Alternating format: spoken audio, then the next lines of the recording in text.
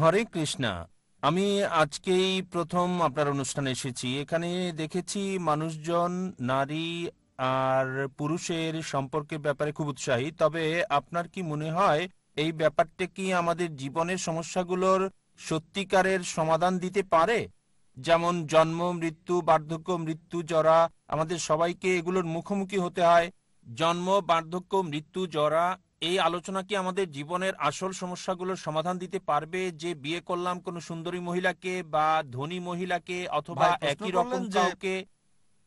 আমরা নারী পুরুষের অধিকার নিয়ে কথা বলছি, এটা কি মৃত্যু জরা এই সমস্যাগুলোর সমাধান করে দিবে? কিছু সমস্যার সমাধান অবশ্যই হয়ে যাবে। ভালো নারীকে বিয়ে করলে যৌন রোগের সম্ভাবনা থাকবে না আপনার। এগুলো তো জীবনের ভাই আসল সমস্যা। ভাই আপনি প্রশ্ন করেছেন, আমাকে উত্তরটা দিতে দেন। আপনি প্রশ্ন করলেন আমরা নারী পুরুষের সম্পর্ক নিয়ে কথা বলছি, বিয়ে করার কথা, এগুলো কি জরা মৃত্যু ইত্যাদি সারাতে পারে? ভাই আপনি আমার কথা শুনছেন? ওদিকে তাকাচ্ছেন কেন? এদিকে। এটা কিছু অসুখ বিসুখের সমাধান দেয়। যদি আপনি পছন্দের কাউকে বিয়ে করেন, ইনশাল্লাহ ব্যভিচার করবেন না, যৌন রোগ হওয়ার সম্ভাবনা কম, সেক্সুয়ালি ট্রান্সমিটেড ডিজিজ এইডস হওয়ার সম্ভাবনা নাই। যদি ঠিকমতো বিয়ে করেন তাহলে কিছু অসুখ বিসুখ থেকে তো বাঁচতে পারবেন। আর আজকের অনুষ্ঠান আমরা নারীর অধিকার নিয়ে বলছি। আমরা বিভিন্ন বিষয়ের উপর আলাদা আলাদা অনুষ্ঠান করে থাকি যেগুলো মানুষের বিভিন্ন সমস্যার সমাধান দেয়। আজকের বিষয় ইসলামে নারীর অধিকার।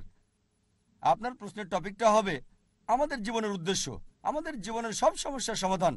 এটা নিয়ে কথা বলবো একেবারে শেষে, ফাইনাল রাউন্ডে, সবচেয়ে ভালোটা একেবারে শেষে, কি বলেন?